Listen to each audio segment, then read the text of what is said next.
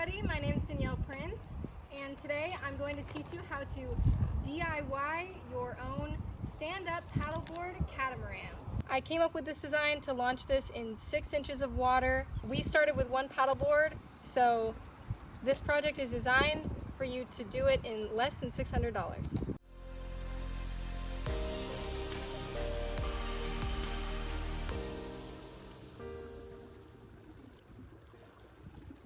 Today we're at Home Depot and we're going to be picking out some waterproof lumber.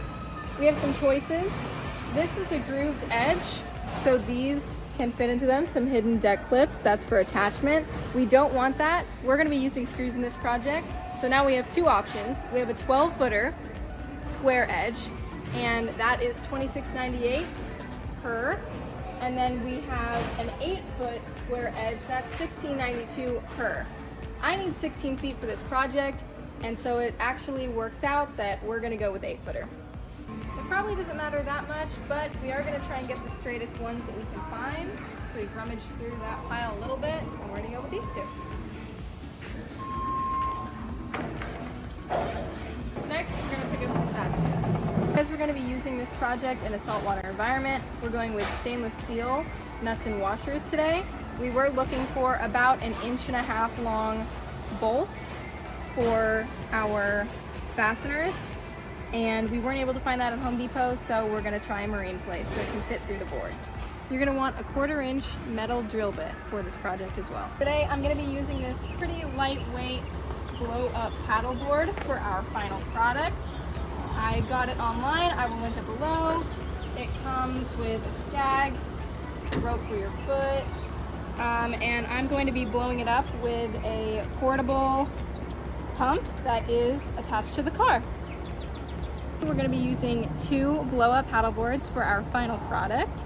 This one is brand new, and it comes with a skag, a little rope for your foot, all the good stuff you need, and I'm going to be using a portable blow-up pump that actually connects to the car instead of pumping it myself.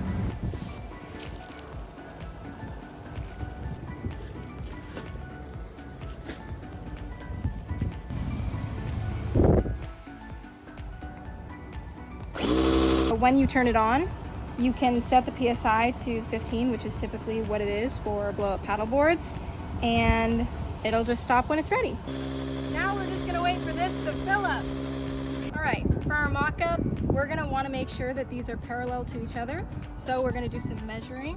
We're gonna make sure that the inside of this D-ring measures up to 2 feet or 24 inches to the inside of that D-ring, and we're gonna do the same for these ones as well. I'm gonna go inside, and that measures 24 inches or 2 feet. First, we're gonna wanna set this board as far forward as it'll go to gain as much stability as we can get, but you don't want this overhanging on the side of the paddleboard, so you're gonna wanna line this furthest edge up to here, right? So you're not gonna hit yourself when you're walking around this. You only have to make 1 cut on this board to make it right. You're gonna use the pre-cut side on this side.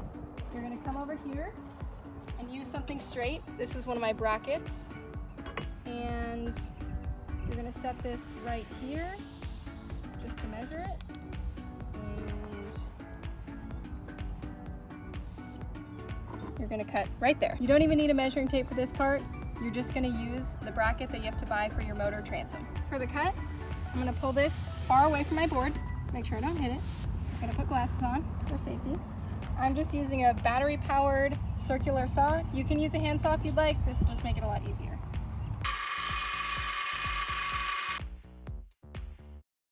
To fix up this edge, you're just gonna use the same bracket.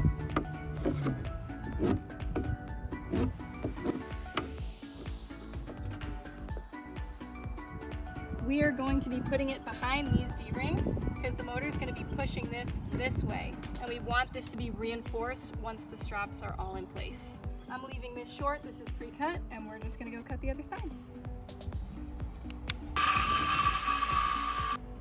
This part is going to be our transom, so don't throw it away. line this board back up with the D-rings, and you're going to mark exactly where they all are. This is for you. You're going to bring these lines all the way to the bottom so you can see them on the other side. You're going to bring your board away from the paddle boards and flip it on its back. You're going to take your Sharpie and you're going to mark the center line exactly where those lines were drawn before. You're going to use a 1-inch wood bit. This one's so long because I already had it. You can get a shorter one, it's a lot cheaper. You're going to line this tip up with the middle of your line, and you're going to go from there.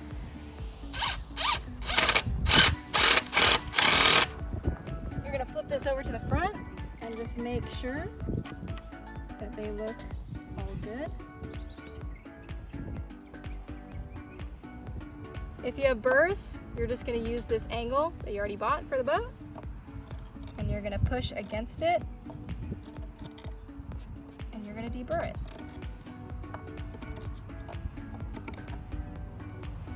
There we go.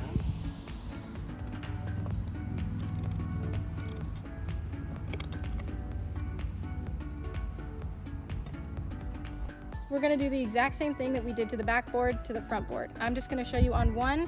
Do it to both and you'll be set. You're going to set your board with the holes already drilled, nice side up, and we're going to set them back on that D-ring position. We are going to use a stainless steel specialty strap, and I will fill you in while we're doing that. This is a specialty strap because it has protective webbing right here against this for the board, and it has a hole in it. So exactly what we're going to do, this is going to live right here. This is going to go through this hole, down under through here, around the board. It's going to come up on this side, go up through this hole, go through this hole, and then it's going to be able to be strapped down. And it'll be hard as a rock. This is also stainless steel. Everything I'm using in this project is stainless steel because right there is salt water, and so we don't want anything rusting. Once you have your tie strap through this hole, around, up through this hole, you need to make sure that there are no twists in your strap. And once you get this tight, you're gonna ratchet this as tight as you can because you want it very secure. You have to make sure your board is in position before you ratchet this down. So make sure that this does not go over and that this is sitting right behind your D-rings. We actually tried to go through the D-rings with the strap, and it made it so that this was not as secure as it could be. When you ratchet this down, ratchet it as tight as you can without deforming the board. This is as solid as you want it to be, and we're gonna do this on all four. Again, you guys, this is my first time doing this, so we're all learning here. This protective strap, if you put the strap through this hole, it actually feeds this and this scrunches up. So that's not good. You don't want that. Do not feed it through this hole. Just go straight into the ratchet.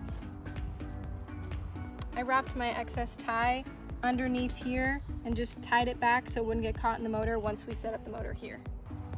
We're gonna cut this 14-inch piece for the transom.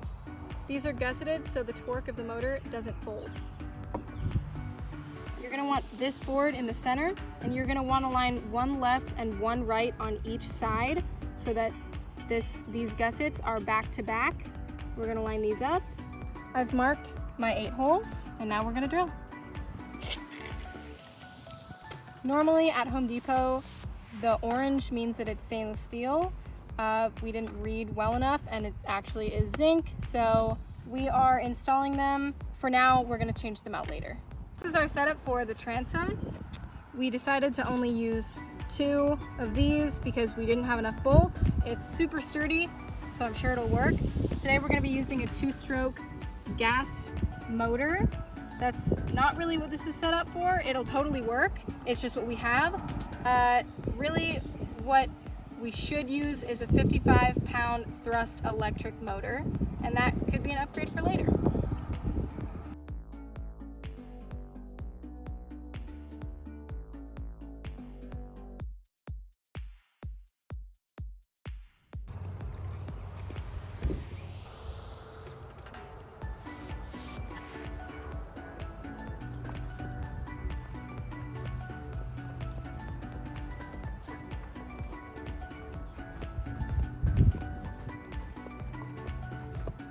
guys, after a trial run, we kind of realized, first of all, this 3.5 is way too powerful for this.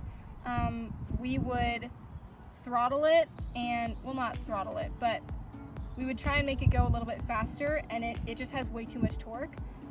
So we are planning on getting a 55-pound thrust electric motor for this. I think that would work a lot better, and we will update you guys when that happens.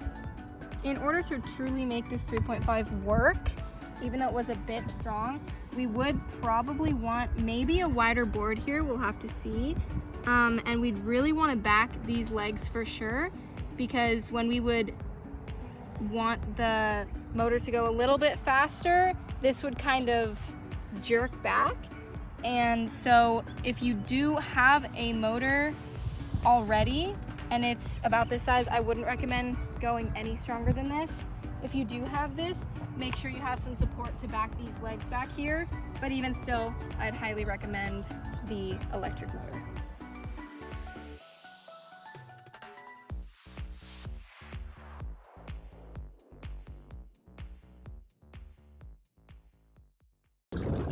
It's been a couple of months since our first draft of this design, and we're back with a couple updates we want to share with you.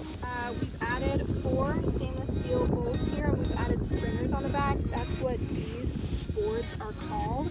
So it doesn't matter what motor you use, those help eliminate the torque no matter what motor.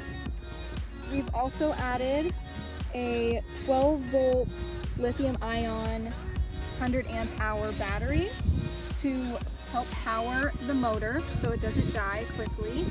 We got this motor off of Amazon. It's very easy to use, very cheap. It'll be linked down below, and we're going to show you how it works. This motor is 50 pounds thrust.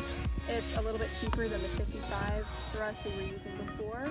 And to use it, you're going to need to have enough space below your paddle boards. So this is completely vertical when it goes down. You use this clip and it goes straight down. Perfect, it's vertical. And it tells you how to go forward, reverse, and it has 5 speeds.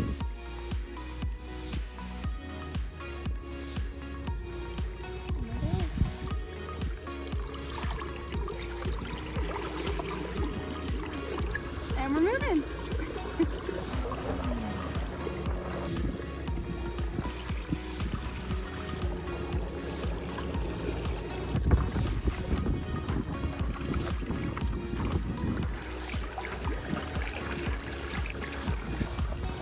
While we're moving, I'm just going to explain why it's important to keep this vertical while you're using the motor.